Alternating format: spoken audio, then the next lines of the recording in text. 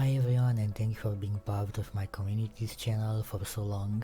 Today I have for you some information about the new international server and the release date. In the description of this video you can find my referral link. You can use it to make a new account if you want to play on the new international server but you do not have an account yet. We will also soon receive some codes to share with our communities, but I do not have any information yet if it's going to be some basic code that everyone is sharing in the general chats, or if it's going to be some special codes that we will give in giveaways. I will also try to give a little feedback on the last maintenance that changed the empty run and Fafnir raids, and I will also give my opinion on what class is or might not be worth to play on the new international server. Starting with the spicy stuff, the release date of the new international server is going to be 16 August and the name of the server will be JOTUNHEIM. I do not like the name JOTUNHEIM for the server, it just does not sound Nostale related at all, and having only 2 days to prepare for the server launch is also bad, but there's nothing we can do about that. There is one thing that's going to be different on the new international server. We will still have the double family experience, gold and drop rates as always. The double experience event will only last a month and a half and it will end on the date of 3rd October. Until now, GameForce always made it a month of double experience and they always decided to extend it by another month at the end. So I guess this time they decided to just go the middle way with a month and a half, which is still okay. And there will also be a special battle pass season that is going to be available only on the new international server, and it will give us a title that is called Jellyfish and is giving us 3% experience gain. In my opinion it should have been at least 7.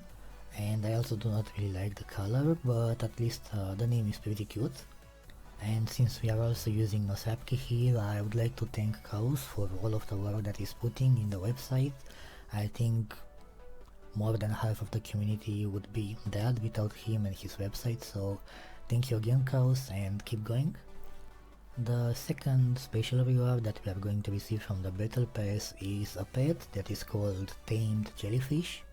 I actually do like the jellyfish. It has a really nice debuff on attack, it has a pretty good stat on the defense with the damage reduction of 90%, and the resistance is also pretty decent. If you are going to train it with the Tamer specialist, you should be able to make it close to 100, and it has the perfect elements for Land of Living. And to make it even better for Land of Living, it has a passive buff for your character that increases your attack by 10% and champion experience by 5. So it is champion experience, not experience gain. That's pretty much it for what we have been told about the new server. We do not know if the event raids will also run this year. In the past the event raids were rotating every 2 weeks or 1 week, I'm not exactly sure of the time frame. As for starting tips on the new international server, I really recommend getting the 60 Nostale starter pack. I'm not trying to make you swipe your card, it's just that I think the pack is just really cheap for what it offers and is more than enough to get you to level 85.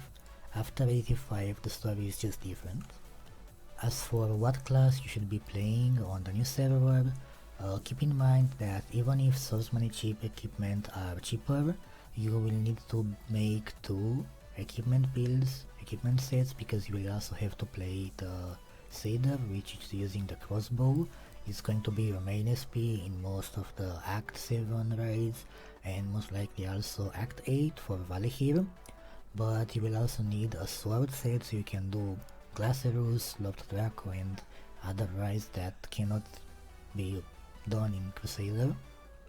As for Archer, it's kind of hard to say because on International 3 a C level 10 bow was usually over 100 million, so Archer equipment in general is just overpriced for no reason, and the damage of the class at C60 is the worst among the 4 classes, you are better off playing martial artist if you want better damage. In general, archer is just not that good. Martial artist will be the most interesting class in my opinion. I completed the SP1 to SP4 quests in 1 hour or something around that without having any kind of help from my main account. I only used the potions from the quest and the gold for buying more potions. You should not have any issue completing the quest since they were a little bit reworked the last year. The class is pretty good at C60, it has nice damage, and since you have SP4 with a lot of darkness, resistance reduce, you will be very useful in end of living. The only issue the class has is getting to C30 from C1. This is the hardest part for the class, but if you can manage to get to C30, you should not have any issue anymore. Maybe only getting into raids because people just underestimate the class, but they should not underestimate it. It's a really good class. And most likely the best class that you can choose to play on a new server, or if you are a beginner, is the mage. Mage is just simply dealing the easiest and best damage in early game. It has a lot of AoE damage on all of his SPs. It has good SPs for all of the raids, and the most raids that you will do will be Carno and Belial at the beginning. You can just use Holy or Archmage. Both of the SPs are now just godlike tier, and you can even join with Holy as a debuffer now. So the only issue that I can see on the class is that 90% of the server will play mage and the equipment might be a little bit expensive. I don't see any issue with EFT Randuant being a lot more rare now. The other classes never had that option in the first place, so you can just get 85 equipment and that's it. And the best activities that you can do for getting gold will most likely be Ibrahim raids at the beginning. I spent close to 2 weeks on International 3 farming the Act 6 bosses for fake equipment, and I can tell you that it was a nightmare. People just grief each other, rotate, as in kill the bosses in a random order just so they try to hide the order from the other people, and then there's gonna be 40 people hitting the boss and there's not going to be any kind of drop. If you want to get equipment, just get some friends or family or something and start doing Ibrahim, because you will most likely not have any chance to get equipment on the Act 6 boss. They are just not worth, in my opinion, anymore. It's a nightmare. And afterwards, of course, Carno and Belial will be the most useful activities. For tattoos, keep in mind that there is now a tattoo changer item, so there's no need for you to overpay 10 million for a spirit fragment for Kirola's daily quest, because you can just use the Carno fragment, which should be about 1 or 2 million at the beginning, and then use the tattoo changer to change to the tattoo that you want. This is just so you can save a few millions when you're getting your tattoos. And now getting into the most controversial update maybe in the last years. The Fafnir and the Optivant nerf and Tarthap and the Maria are not giving experience anymore.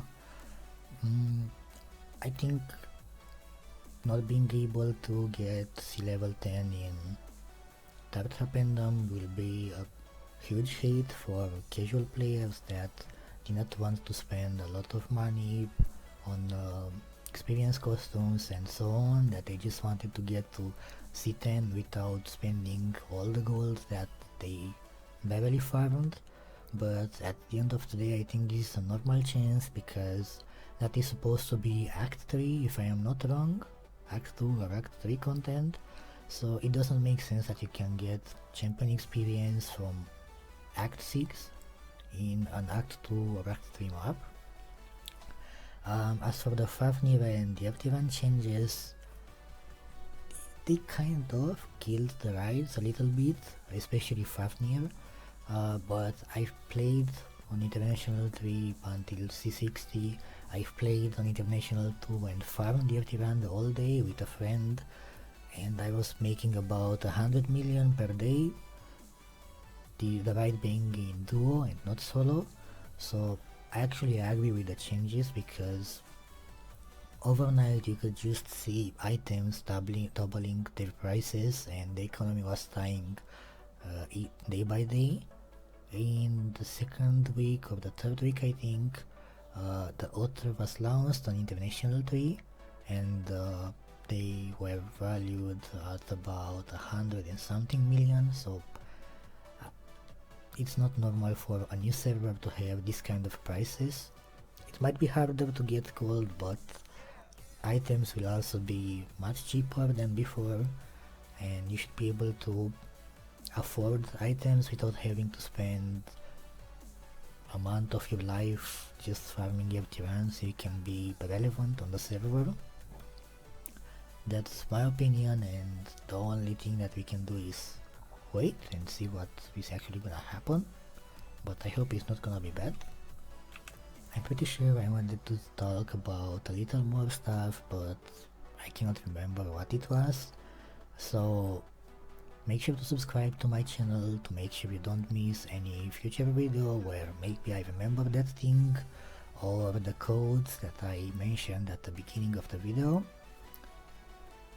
And thank you again for watching my video and for being with me for all of this time.